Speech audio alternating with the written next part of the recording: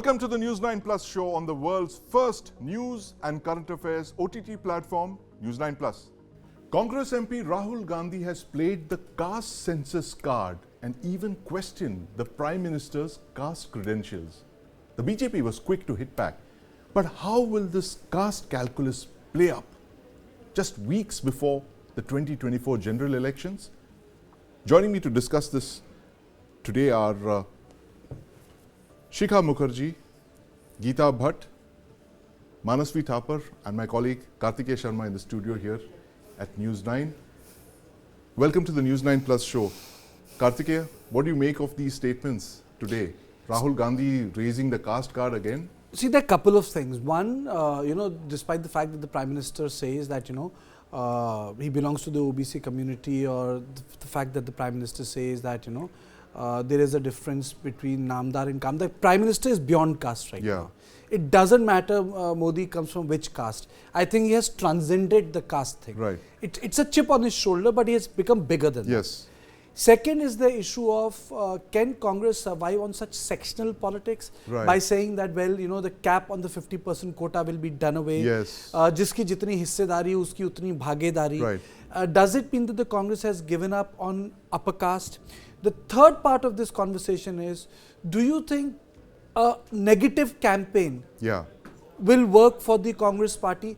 Because if you look into the election history of India, barring 2004 where India Shining failed, positive campaigns have worked, like in 57, 71, when Indra Hatao campaign was launched by George Fernandez, Dandavate and C. Rajagopalachari agreed, Pilu Modi was upset, he left. Indra turned it around, said, वो कहते हैं गरीबी हटाओ मैं कहती हूँ वो कहते हैं इंदिरा हटाओ मैं कहती हूँ गरीबी हटाओ. Two very big negative campaigns that worked. 77 Indra Hatao, and they 77 Indra Hatao campaign worked because there was an excess. Emergency. Indra Hatao campaign Indra Hatao campaign was in 71. 77 was a campaign to restore democracy. If you look at the campaign in 2014, na khaunga na khane dunga, it was a positive campaign.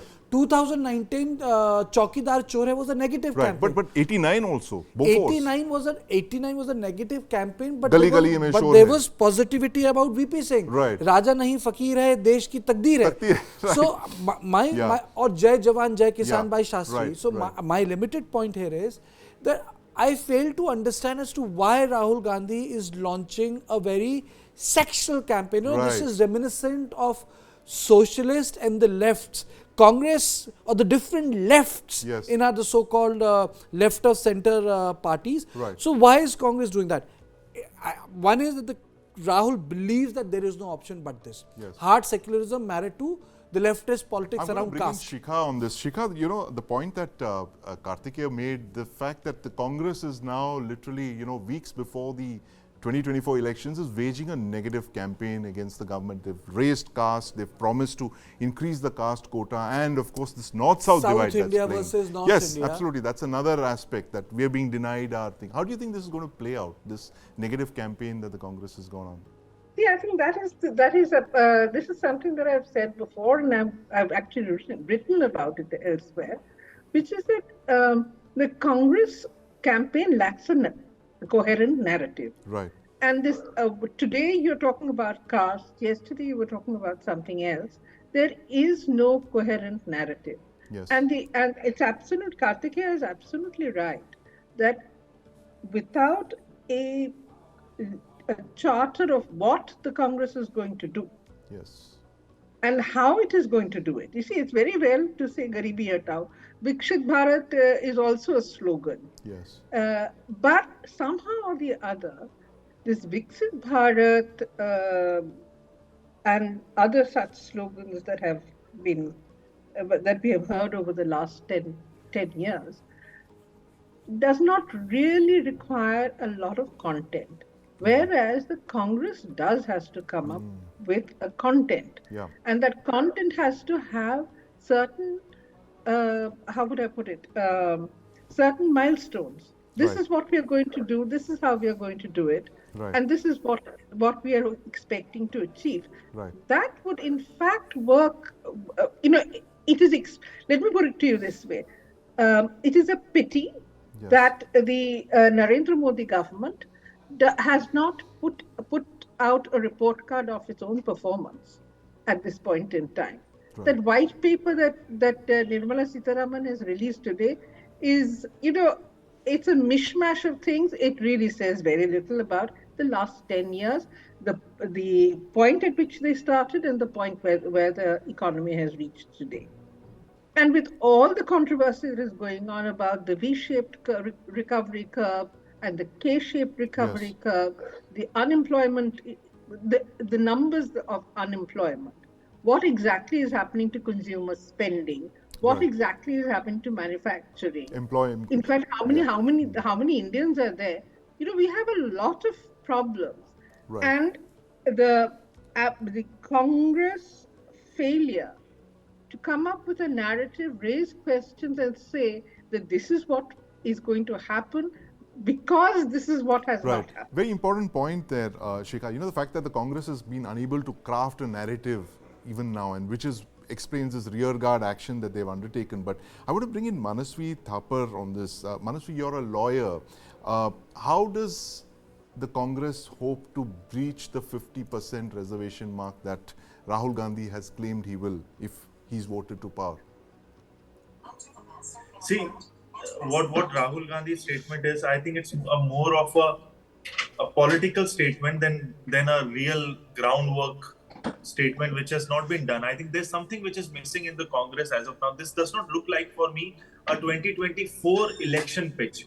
On the contrary, if you look at what the Prime Minister is pitching, he's talking about the development of India, how India as a Viksit Bharat is going to be, and the counter narrative has to be as per that standards. So what is the counter narrative of the opposition of this present batch of democracy? That is, you have a 50% consensus on census, so that I don't think that the youth of today or the voters of today would actually match on that front. While India is moving forward, where is that alternative parallel pitch for forward bloc for India? That is something which is missing. There's clearly no alternate pitch, and as Kartikeya mentioned, the fact, and Shikha did as well, the fact that they have no narrative, which is why they're going in for all these things of 50%, and which is likely to be challenged in court. Kartikeya, this 50% thing, as it has in several other states where they've promised to breach that 50% thing in Maharashtra, for instance. Legal issues can be challenged. When you were having a conversation, just reminded me that how do people rise up to challenge? Golwalkar in 50s organized the cow campaign. Right. What did Congress do? It was a party with charkha, and that campaign was around cow protection. By late 60s, the campaign, and subsequently when Indira Gandhi split the Congress party again, that symbol was seized, became a party of Gai Bachra. Yes. So she entirely took over that symbol, absorbed it. And again the Jansangh was flummoxed, she has absorbed the basic thing. Right. So when we talk about slogans, we must remember that it is not about yourself, it is about a wider constituency. When India Shining campaign was launched by Advani, there were two people alone with a dongle in 109 room of South Avenue, Jairam Ramesh and Salman Khurshid, with piles of paper and nothing else and no computer, pre-social media days. And they coined a word called Congress ka haath, Aam Aadmi ke saath. Yes. Now, Aam Aadmi was a very inclusive campaign, and they won on an inclusive campaign.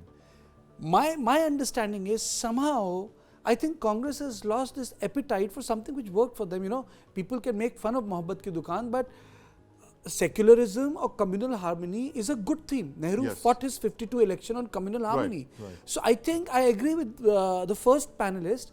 You can't be seen saying one thing on Tuesday, second thing on Wednesday, and a third thing on Thursday. Yes. There has to be a consistency of message. Right. It has to be politics of hope, something which Barack Obama did. Right. Yes, we can. Yes. When he said, that was a constant as a campaign yes, theme, we can. Right through. And the word, it's his word, audacity of hope. Audacity of hope. Audacity of hope. So I think campaign should inspire campaigns are about, there's a word in Hindi which is very beautiful called aage ke samay ki kalpana, you know. Right. So absolutely. Geeta, you've been listening very patiently.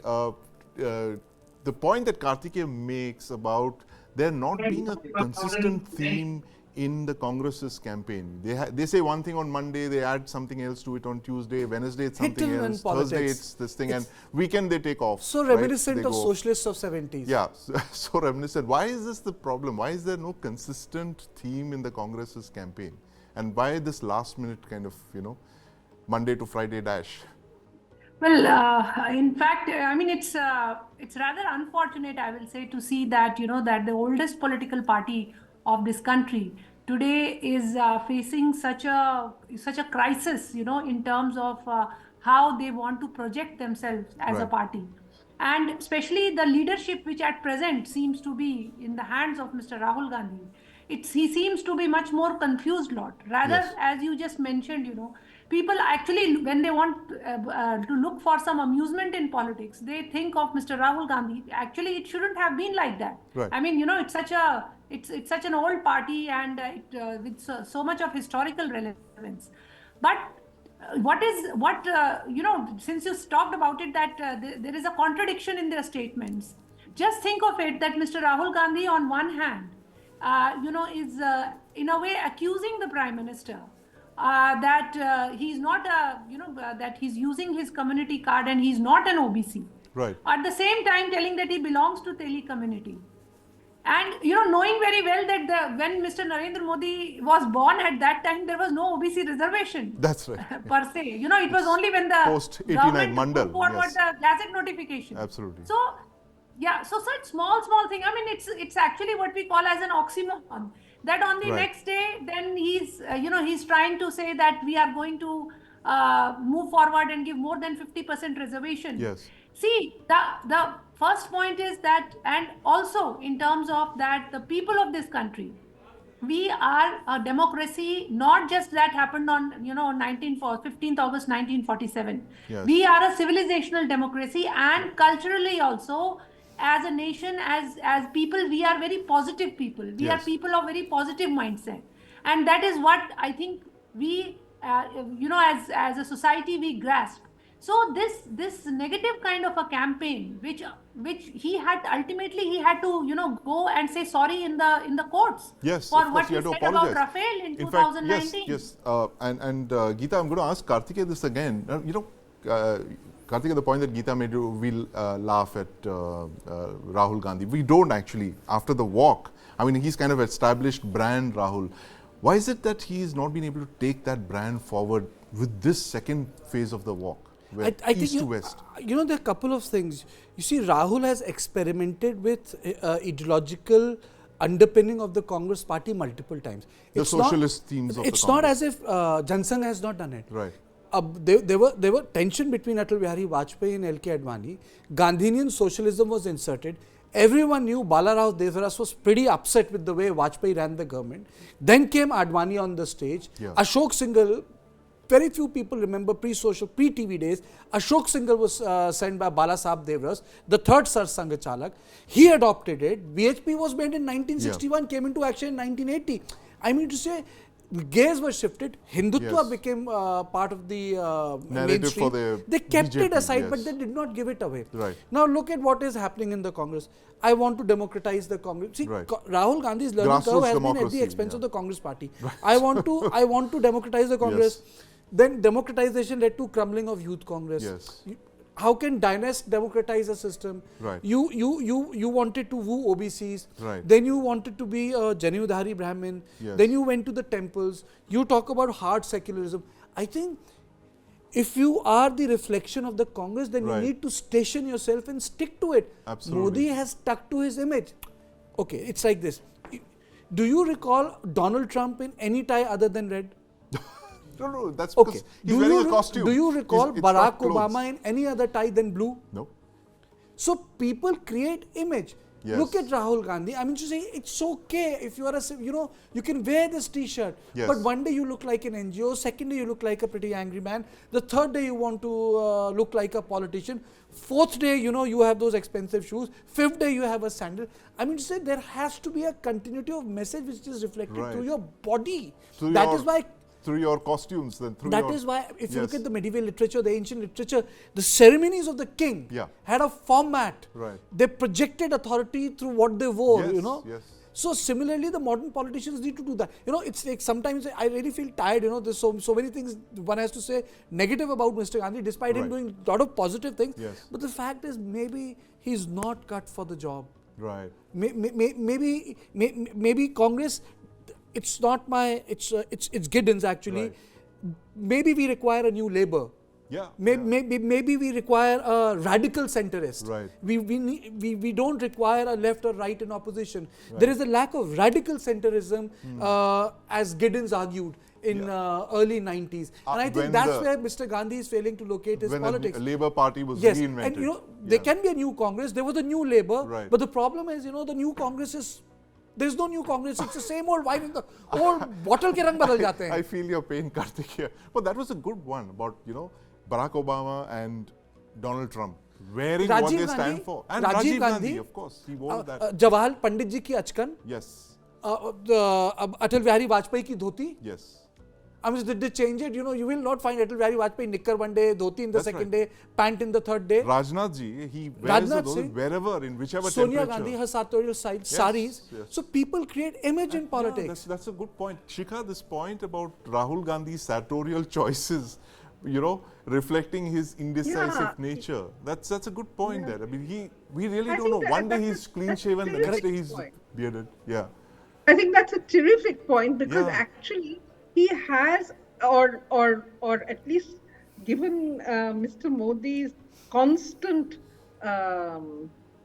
references to Rahul Gandhi, he has a sartorially sort of well turned out opponent. Yes. Rahul Gandhi should be careful. Mr.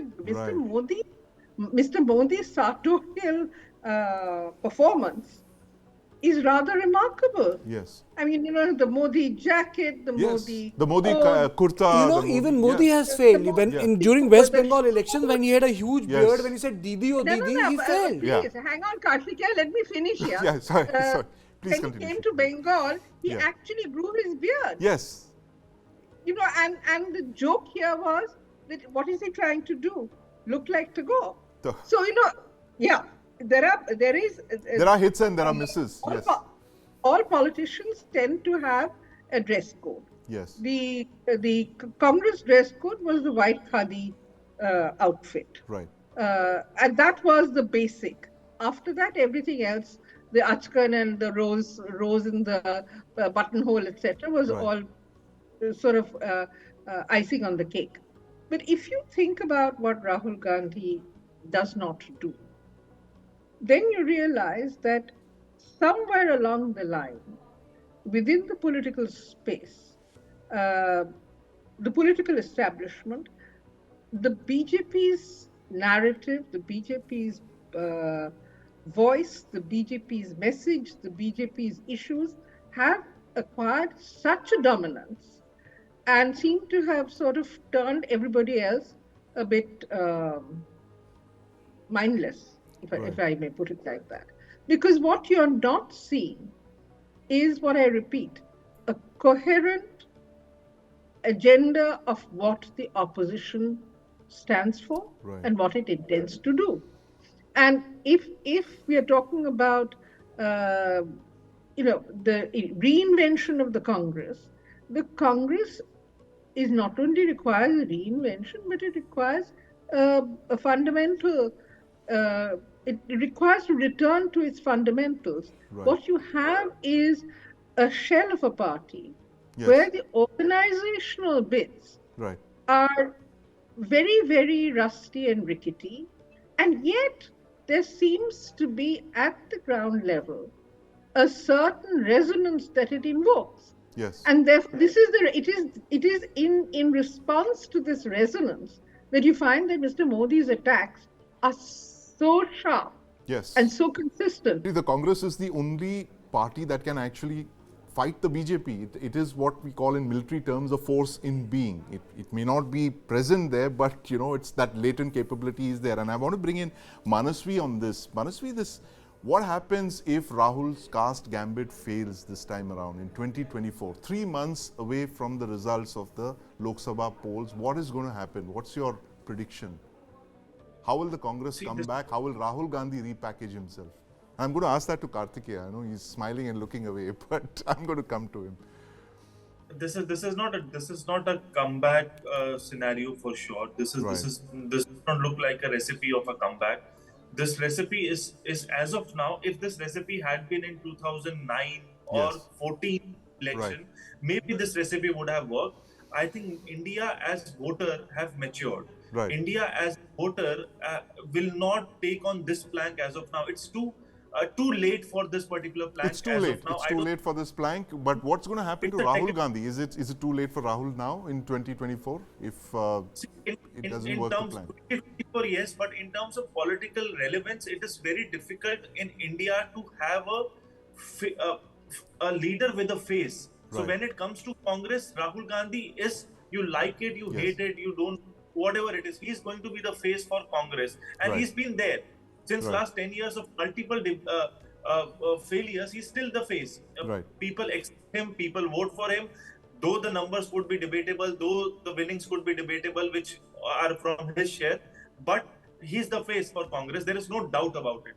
And when it comes to the BJP's plank, I think the opposition and the larger point, Congress is not able to understand or digest the new kind of politics which has been evolved post 2019 and more substantially after the three elections win in 2023. So after that, there is a level of confidence BJP is showing up. And the level on a roll. And Kartikeya, you have the last point on this. How do you I personally feel that Rahul Gandhi has failed, and I'm not saying that he is not intellectually coherent, but he fails to portray intellectual coherence. I mean to say, you have been a member of parliament from 2004. You were the prime minister candidate. At least you could have written 150, 90 edits in newspapers. Varun Gandhi has written more. Maybe there could have been a book of your participation in parliament. Where do I say that this is what Rahul Gandhi stands for? If you read the literature around Rahul Gandhi, the narrative or the description is he's a guy in the wrong job. So the right sounds are not being made. Maybe the Bharat Jodo Yatra worked. But if you want to say something about yourself, you got to put it down. So where is Rahul Gandhi on an issue? Where does he stand for? What does he stand for? And which stays with us for next 5 to 10 years. And it's an important point. And if 20 years that if you look at big leaders, Jawaharlal Nehru, Deen Dayal Upadhyay, former Deputy Prime Minister Sardar Patel, if you look Morarji Bhai, even Rajiv Gandhi to that matter, Indira, Atal Bihari Vajpayee's poems or Advani's letter, these people wrote, you knew what this stand for. I mean to say, I want to know what he stands for. Maybe PM is not writing, but there are books on him. You have archives on him. Something called Niti Central was also launched before elections. I'm saying there has to be a body of knowledge around you. We know what the PM stands for. We don't know what Rahul Gandhi stands for, but his latest gambit, the Rahul Gandhi's caste gambit that he's just played out at just a few weeks before the Lok Sabha 2024, it doesn't look like it's going to play out very happily, as our panelists have told us today. But I'd like to thank Shikha, Geeta, Manasvi and my colleague Kartikeya Sharma for your views. The 2024 elections are something that the world is watching, and not just India, and we in News9 Plus are going to be looking at it very closely for reasons far beyond just the caste gambit and the card that Rahul Gandhi played today. Uttarakhand is India's first state to pass the Uniform Civil Code. What has generated a lot of heat and dust is the contentious clause about registering live-in relationships. Is the government now governing relationships? Joining me to discuss this today are Shazia Elmi, Kapil Sankla, Shilpi Jain and my colleague Sudha Sadanand in the studio here with me. Shazia, how does the government, what's the difference between a live-in relationship and a marriage? And this law, won't it blur this thin line between a live-in relationship and a marriage? If you see the various Supreme Court judgments, live-in relationships have been considered absolutely not just kosher, yes, but if there is any criminality, the woman is protected. The partner is protected. And yes. the same has been done. The same has been done in the UCC, which has been enacted in Uttarakhand. Now, a woman who is in a live-in relationship will be protected in terms of if she gets pregnant or has a child. Yes. The child will have rights. If there is any foul play or anything, then she will also get protection from the state. And not just that, if there is any kind of dispute in terms of separation or abandonment, she has rights and she can get she'll get maintenance. So I think it's very progressive and a great bill, especially for women who choose not to get married and live in.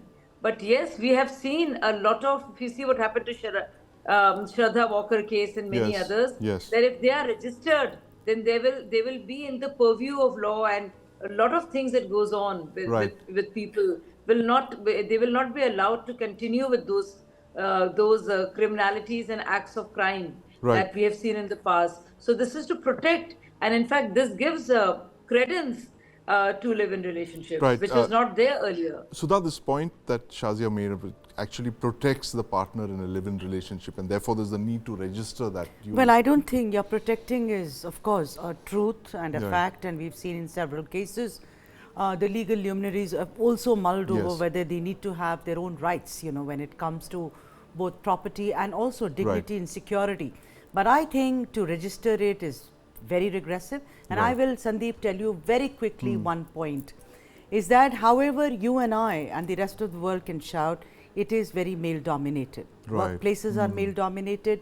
The society is largely male dominated. Now look at this, that I as a woman, I live with a man and we have to go register it. Say we break up, and second time I live with another man because I choose not to be married, and I get it registered.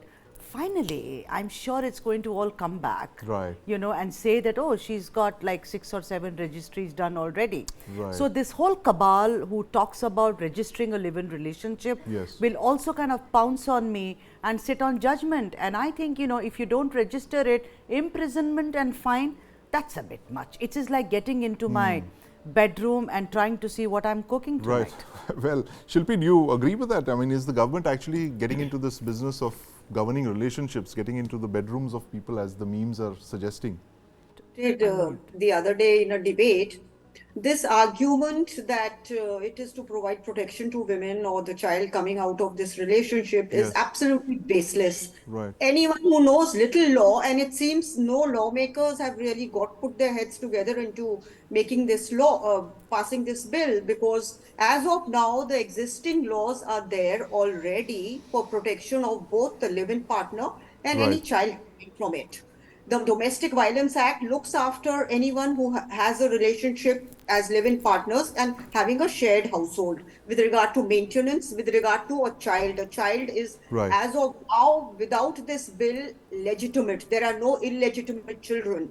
Now, about this, the crime rate and all that, an identity of a partner is already known to a partner. So, law enforcing agencies under the garb of, some registrar wanting to get the details of a boyfriend and a girlfriend can't say it's crime prevention, because it will in no way prove to be deterrent. Now, kindly see the act as it is, the statute, the new one. It says that the registrar can send a notice to the live-in partners if they don't register. Now, what is their plan to know in which house there are live-in partners? Are they going to peep into every house and see? How will the registrar know whether a couple has registered or not? Are they now going to come into every house and see if they are people living together in a place like Delhi and likewise Mumbai? There are many people who are students, or even, people working in multinationals, boys and girls, they come together and have a shared house. So you can't term them as live-in couple. So this entire concept behind it. Now, first you go with your partner and say, okay, he is my partner and we are in a relationship, and you sign there. Then when you break up, again you go. I mean, it's bizarre. Why should I tell a registrar about my relationship? Kapil, who is he? Under what authority? Shilpi, I'm going to ask Kapil this question. What was the thinking in the government when they came up with this thing? Is it like a bill that was drafted by bureaucrats, for the bureaucrats, of the bureaucrats and by the bureaucrats? Were no women consulted before drawing this bill up? As Sudha said, I mean, it's just like getting the government into your bedroom. Well, let me just say this. It's very unfortunate when non-lawyers start talking about law. I mean, I would have liked it if they would have stuck to what, public perception is. As far as what Sudhaji said, let me just answer it like this. When a woman is married and she gets divorced, and unfortunately gets divorced a second or third time, right? Is that a question that the government asks you, why did you get divorced the third time? No, it doesn't. I mean, as sad as it is, but divorces are a fact of life. That's the first part. So nobody's entering your bedroom. Secondly, they're saying that there's enough checks and balances in various acts itself. Yes. Unfortunately, that is wrong. Because those protections, they were not a part of the act itself. They were a part of the various judicial pronouncements over the years. Right. So when you talk about Domestic Violence Act, the protection in the DV Act was granted for the first time in 2010 in the Veluswamy judgment, where the Honorable Supreme Court stated that somebody who is in a live-in relationship, and live-in was defined way back in 1978, please understand that. Right. That what is live-in was defined in 1978 in another judgment. I think it was called Badri Prasad, I could be wrong. But only in 2010 did the Supreme Court finally say that, all right, the protection to a woman and to a child, protection under the Domestic Violence Act is only from 2010. And thereafter, the Supreme Court only urged the government, I think as recently in 2013, saying that some act needs to be brought into picture that protects the child and the women who are in a live-in relationship, because live-in, what is a live-in was defined way back in 1978. Yes. So where there is a judicial vacuum, there are various judgments, but judgments can be confusing. Yes. Because one bench could come up with judgment, the second could be defining it, the third could be expanding it or narrowing it down. And therefore now there is a law that consolidates everything. All the way from 1978 to as recently as Shazia ji said about the recent unfortunate case. So there was a need, and this need was also recognized by the Honorable Supreme Court of India.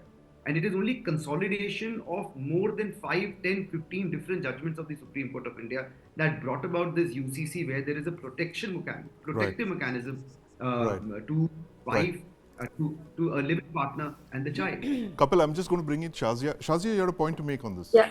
Yes. Yeah, I just want to add to this that, do you know that this act now makes it mandatory for all marriages also to be registered? Do you know most marriages have not been registered? For instance, in Muslims, there is a nikah nama. Yes. Now, those marriages are not registered.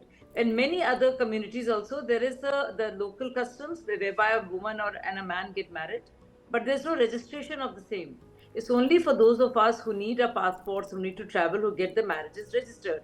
Now, similarly, because normal marriages are registered, live-ins are also getting registered. I think it's a very good step. I don't know why we need to see it this way. And I would like to make another point here, that, rights of all children born out of wedlock, in live-in relationships or by incubation, they'll all be the same.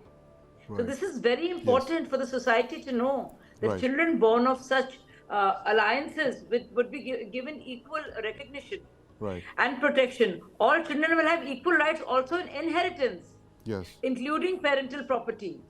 And this is very, very important, whether it's a son or a daughter. A woman deserted by her live-in partner can claim maintenance. The UCC draft also says it does that, in case a woman is deserted, she can actually seek, suppose she has been living in for a long period, 4 years, 5 years, 6 years, and suddenly she is deserted, and she can claim a maintenance to that effect. So these are very progressive, and they protect the woman in many ways. Shilpi, I don't. Yes. I want to bring Shilpi in. She has a point to make on this. Yes, Shilpi, you think it actually protects women, as Shazia is suggesting? Now, let's get the record right. I think it's going to be struck down by the Supreme Court. Already in March 2023, the Chief Justice, Justice Chandrachud, refused and dismissed a PIL where a request was made for setting norms, asking the center to make some, norms for registering the PIL. Now, right. The Chief Justice said that it's harebrained idea. And okay. And also asked the petitioner if she wanted to foster the security of these people or wanted them not to get into live-in relationships. Right. This is coming straight from the Supreme Court. Right. So whatever they may do and come out with, it's finally going to get struck off. Right. Total invasion of privacy. It's absolutely, it's just the state wanting us to supervise individuals. They are in a way saying don't get into live-in relationships. It's totally an act of moral policing. Kapil, is the state invading privacy? Is it getting into people's bedrooms, or is it is it a benevolent state that actually wants to protect women's rights? I will not say whether it's a benevolent state or not. I will tell you what the law is. And the law is very, very clear. In the Swamy 2013 judgment, right. Honorable Supreme Court urged the legislature to come out with the law for live-in relationships, right. Protecting them. Yes. In the current scenario, in the criminal matter, the trial court where the matter was going on, also probably High Court, I could be wrong, also stated it is high time to recognize live-in relationships and grant them protection and the recognition of law. Right. So therefore, what is UCC doing today? It is granting protection of law to a live-in relationship. What is live-in relationship has been described by the Honorable Supreme Court, as I said, way back in 1978. Right. 2013 in the Swamy judgment, I've already told you. Now, what does the Act say today? It says that if a couple is in a live-in relationship, I'm not talking about a short-term relationship or whatever, but if they're in a live-in relationship and the live-in relationship is recognized by them, and so they are obligated as are married couples to go and get themselves registered. The moment they get registered, they get protection of law, right, and recognition of law. Today, as a litigating lawyer, on the criminal side, when I go to the court, I hear probably 2 or 3 matters going on challenging the legitimacy of the child, where the boy is urging the court to get a DNA test done. Yes. It is unfortunate for the child and also for the court to go around deciding these issues. Right. Where parties are clearly in live-in relationship for years to come. Right. So I think I'm afraid we're completely out of time. Shazia has a quick point to make before we wrap. Shazia?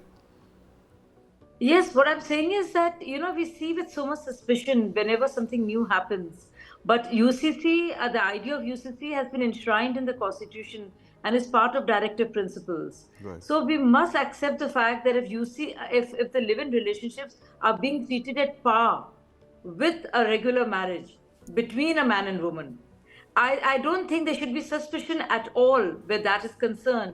In fact, it recognizes the woman in a live-in relationship as a wife and protects her not just where law is concerned, but also in eyes of society, because there is a degree of recognition and credibility now accorded, legitimacy accorded to the institution of live-in, as opposed to a live-in which is not registered or recognized by society and is considered living in sin. Now it's not in sin; it is actually being registered and being legalized. So I think it's a progressive good step. It's a progressive good step, so says the government. But Sandeep, one last word is absolutely, 30 seconds. Yeah, so not totally even 30, 2 seconds. Yes. If I am living in with X, yes, I don't want to be a wife. Right, absolutely. And that the jury's out on that. But thank you very much, Shazia, Kapil, Shilpi, and my colleague here, Sadanand. Is the government governing relationships? We don't know for sure. But the jury is out on that. This is a subject that we're going to be following in the next couple of weeks as other states take up the uniform civil codes of their own. Thanks for watching.